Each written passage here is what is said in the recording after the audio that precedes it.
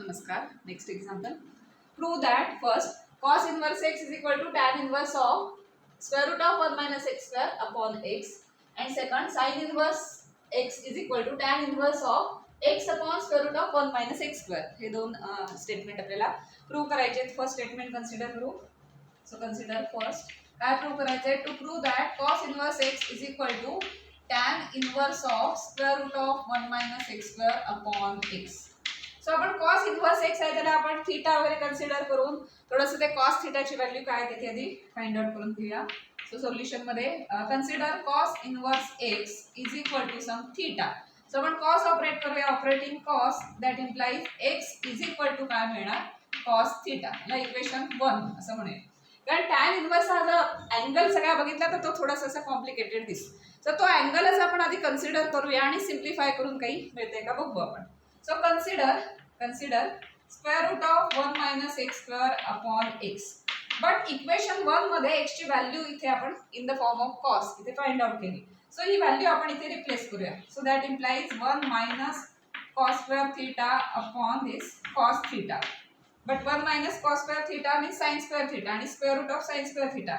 हे काय आलं ते sin theta upon cos theta which is equal to काय tan theta. सो आपल्याला काय मिळालं हा जो अँगल आहे which is equal to tan theta.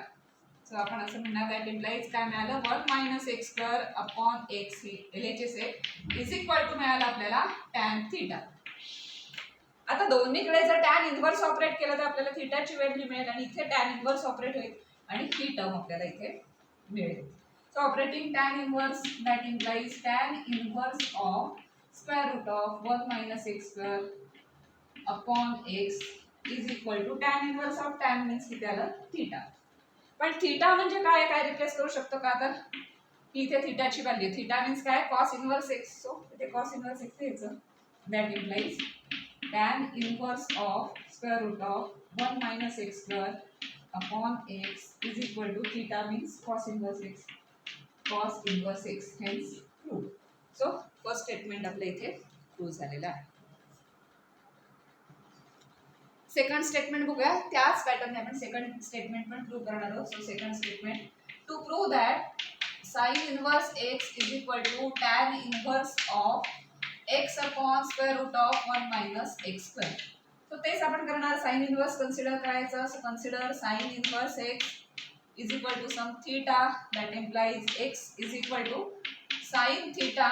Then हा जो अँगल आहे तो कन्सिडर करूया. इक्वेशन 1 एंगल कंसिडर करूया. Consider x upon square root of 1 minus x square.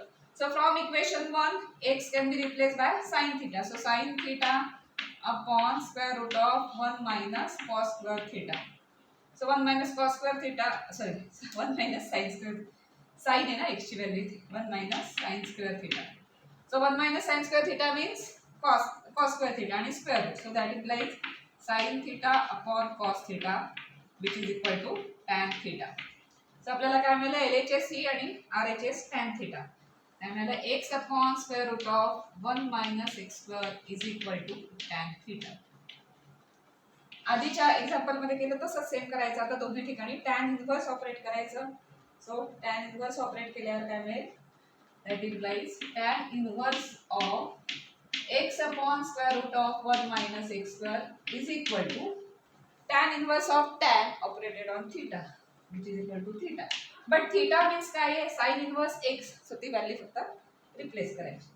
That implies tan inverse of x upon square root of 1 minus x square is equal to theta means sin inverse x. Hence this statement is true. अशा पद्धतीने prove झालं.